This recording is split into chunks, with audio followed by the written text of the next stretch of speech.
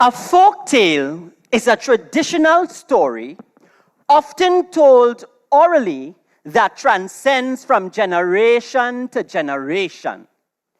Oftentimes, a folk tale is used to teach a lesson, to convey some kind of natural event, to preserve cultural value, or even sometimes just for entertainment.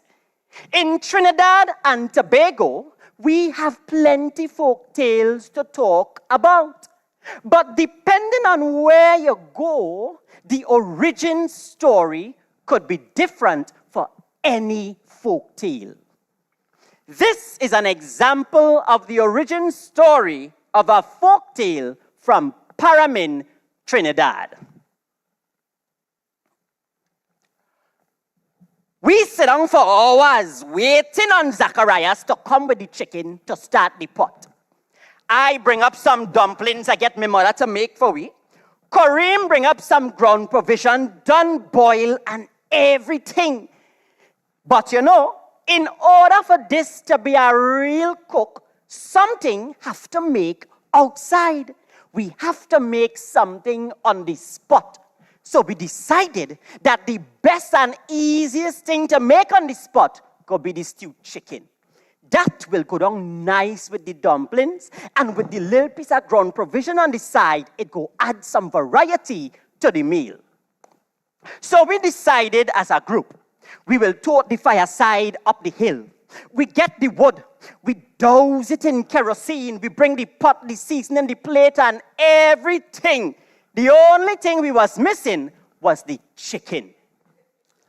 So we say Zacharias go be the one to bring the chicken. Since everybody know his parents and them for minding the best yard fowl it have, because it's right there the whole village does go to get the freshest eggs and the best meat to bubble a pot. Zacharias say he will catch the chicken. He will kill it. He will pluck it, he will guts it, he will cut it up, he will clean it, he will season it, and he will bring it up the hill for we. Well, I like that plan, because that sounds like we wouldn't have much work to do when we reach up there. And in addition to that, I had the belly to see nobody kill and guts no chicken in front of me.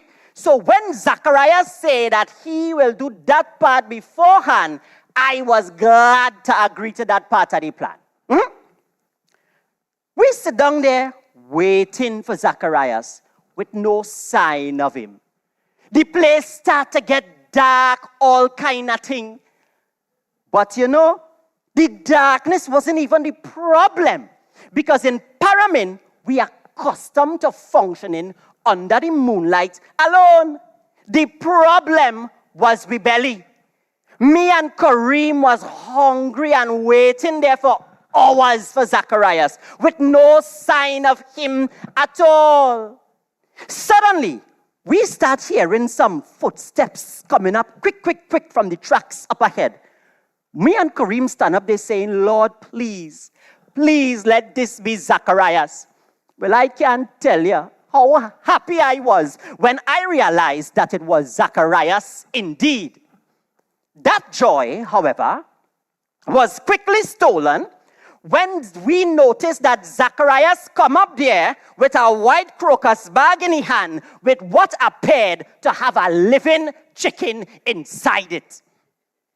Well, all the blood from my body just rushed straight up to my head and it started to boil immediately.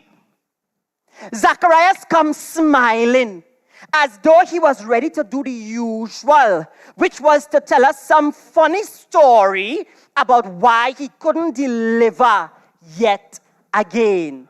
I was too vexed to listen, but Kareem didn't seem to mind, so he heard the story.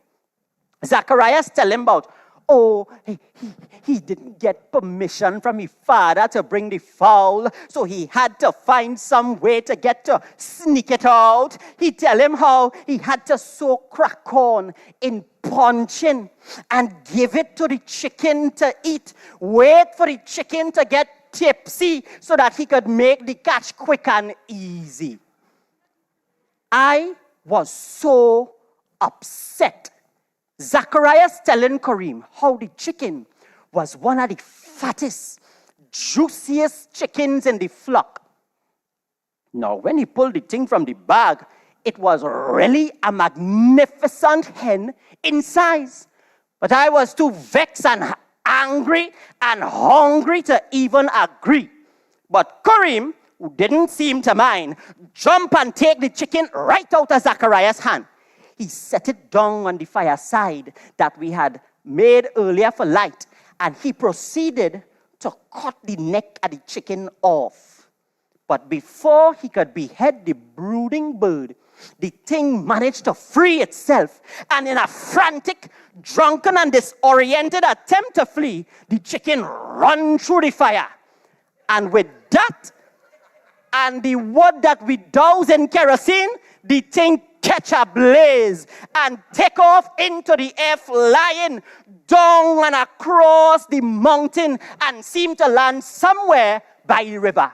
So we take off behind the chicken now, and when we reach down there, looking to see if we see it, we find nothing.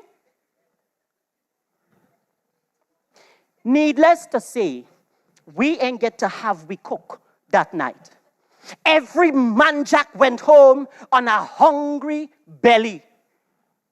The next morning, we hear plenty villagers talking about how they see a sukuya up in the mountain.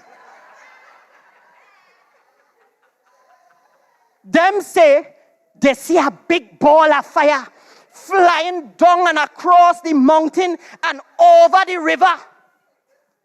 Well, because of the circumstances under which we get that chicken, not a man could tell the truth. So that story went on and it evolved. The tale that come out of that pot was that Paramin was one of the few places in Trinidad where they see a living sukuya in the flesh. Thank you.